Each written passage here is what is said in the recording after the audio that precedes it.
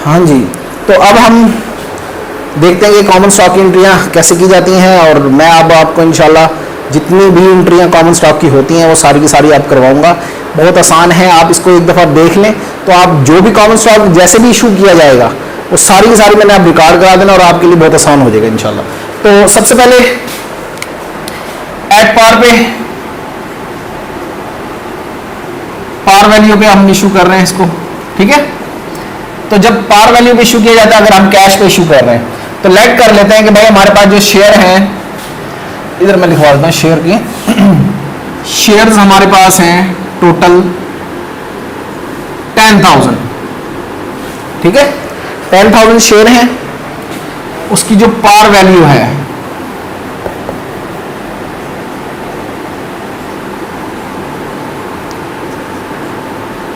$10 है, यानी कि ये वो कीमत है जो हमें हमारे चार्टर के अंदर मेंशन है कि भाई हमारा जो शेयर है, स्टॉक है, वो एक 10 रुपीज़ का, एक $10 का एक स्टॉक है।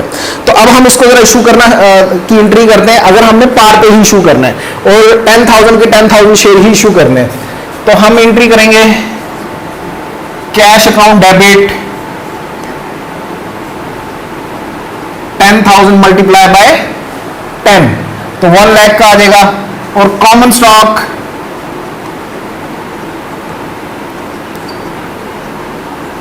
क्रेडिट 1 लाख से, क्लियर है जी। अब हम issue common stock 10,000 at the rate $10 par value, clear है जी।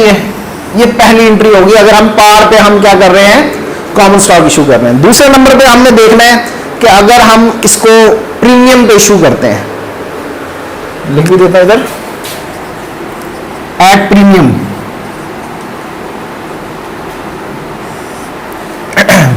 लेट्स सपोज कि जो पार वैल्यू है 10 रुपए, हमने इसको शेयर को 15 रुपए में बेचा है, स्टॉक को हमने कितने में बेचा है, 15 रुपए में बेचा। तो फिर क्या एंट्री करेंगे, तो हमारे पास कैश तो 15 के हिसाब से आएगा। जब 10,000 को 15 से मल्टीप्लाई करेंगे तो कितना आ जाएगा, 1,50,000, ठीक है जी।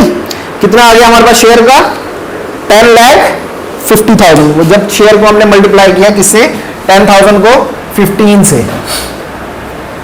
अच्छा जी, नेक्स्ट पे आ जाते हैं हम, कॉमन स्टॉक कितने का गया,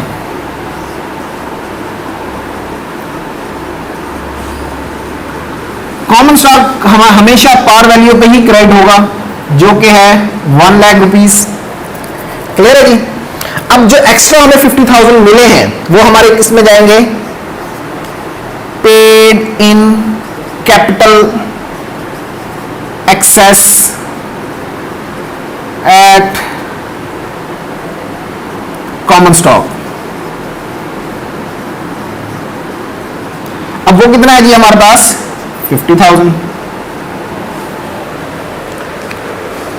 क्लियर है जी। ये अब हमने किस पे इशू किया है, प्रीमियम पे। ये हमारे क्रेडिट बैलेंस है, मैंने लाइनिंग ड्रॉ नहीं की हुई तो इसलिए परेशान नहीं होना। ये जो फासले से हमारा लिखा जाता है ये हमारा क्रेडिट ही लिखा जाता है। तो अब हमने ये प्रीमियम पे कर लिया है। नेक्स्ट हमने देखना है किस चीज पे इशू करना है, एट डिस्काउंट पे। अगर हम डिस्काउंट पे इशू करते हैं,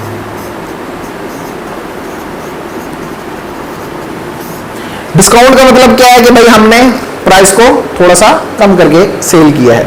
लेट्स सपोज हम इसको 90 में सेल करते हैं, 9 रुपीज पे सेल करते हैं शेयर को, तो कैश जो होगा वो हमारे पास आएगा 90,000। कैश कितना आएगा जी हमारे पास, 90,000। और जो हमारा कॉमन स्टॉक जाएगा वो हमेशा पार वैल्यू पे ही जाएगा। हमेशा याद रखना है, किसी भी केस में हो, वो हमेशा इन तीनों में से किसी भी केस में अगर सेल कर रहे हैं तो वो हमेशा पार वैल्यू पे ही सेल करने हैं। वो कितना है पार वैल्यू, $1 लाख। अच्छा, अब हमारे पास इसमें आ गया कि क्रेडिट साइड पे हमारे पास 1 लाख है और डेबिट साइड पे हमारे पास 90,000 है।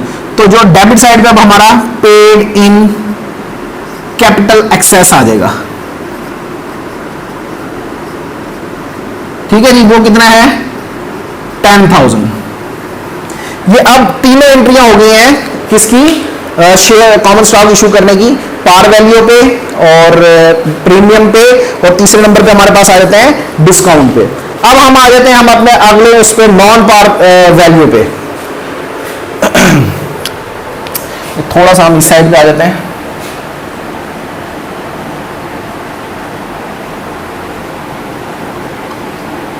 इसमें कोई भी वैल्यू नहीं होती स्टॉक की कि जितने मर्जी पे डायरेक्टर वो जो मार्केट में सिचुएशन चल रही होती है उस हिसाब से सेल कर देते हैं। लेट्स सपोज एक शेयर हम 1000 शेयर इशू करते हैं, 1000 शेयर इशू करते हैं और पर शेयर की वैल्यू है 40 रुपीज। तो हमारे पास कैश डेबिट हो जाएगा और कॉमन स्टॉक क्रेडिट हो जाएंगे हमारे पास से कितने के 40,000 के, यानी 1000 क्या है हमारे पास स्टॉक है और हम इशू कर रहे हैं कितने पे 40 रुपीज में, तो हम उसको क्या कर देंगे $40 से क्रेडिट कर देंगे। 1000 share at the rate 40 rupees non par value. ठीक है जी, ये हमारी एंट्री नॉन पार वैल्यू की हो जाती है। अब आ जाते हैं हम स्टेटेड वैल्यू पे। स्टेटेड वैल्यू क्या होती है कि जिस पर डायरेक्टर डिसाइड करने के भाई इस प्राइस पे सेल करना है, तो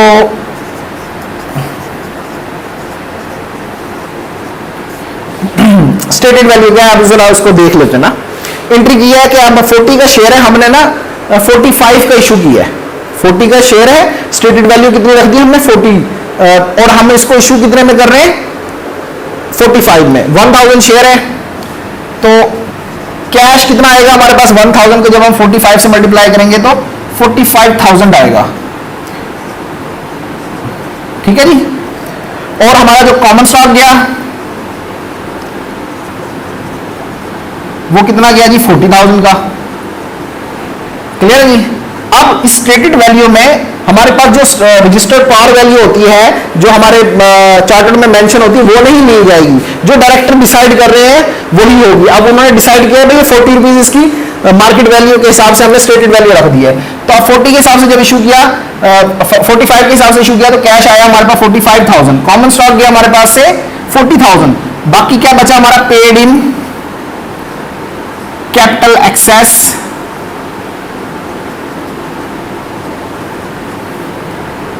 एट स्टेटेड वैल्यू। इधर नॉन पार वैल्यू लिखना था आपने, इधर स्टेटेड वैल्यू। ठीक है, और कितना है हमने इशू किया है इसमें 5,000 हमारे पास पेड इन एक्सेस आ गया। क्लियर है। अगर हम शेयर इशू करते हैं, स्टॉक इशू करते हैं नॉन कैश आइटम के, नॉन कैश एसेट्स के ऊपर, जैसे लेट्स सपोज हम लैंड ले लेते हैं और क्या दे देते हैं स्टॉक इशू कर देते हैं। लेट्स सपोज हमारे पास लैंड आई है, अच्छा ये नॉन कैश एसेट पे इसके लिखते हैं, तो कैश सॉरी हमने लैंड ली है तो लैंड अकाउंट डेबिट हो जाएगा। लेट्स सपोज हमने लैंड ली है 1 लाख रुपीज की, और कॉमन स्टॉक उसको दिए हैं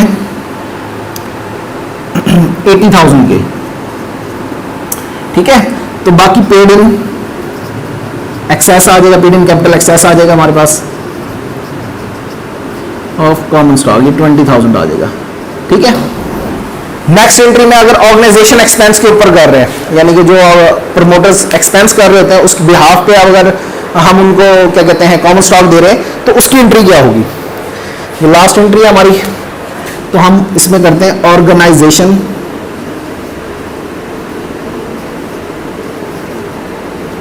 एक्सपेंस डेबिट और कॉमन स्टॉक क्रेडिट कर देते हैं। तो अगर पार वैल्यू पे इशू किया है तो 10,000 है तो 10,000 इशू कर दिए। अगर इसमें भी प्रीमियम और डिस्काउंट आ सकता है, यानी कि हम एक्सेस पे भी दे सकते हैं और नुकसान पे भी दे सकते हैं। तो ये हमारी जर्नल एंट्रियां हैं, मैक्सिमम जर्नल एंट्रियां हैं जो कॉमन स्टॉक इशू करने की एंट्रियां होती हैं।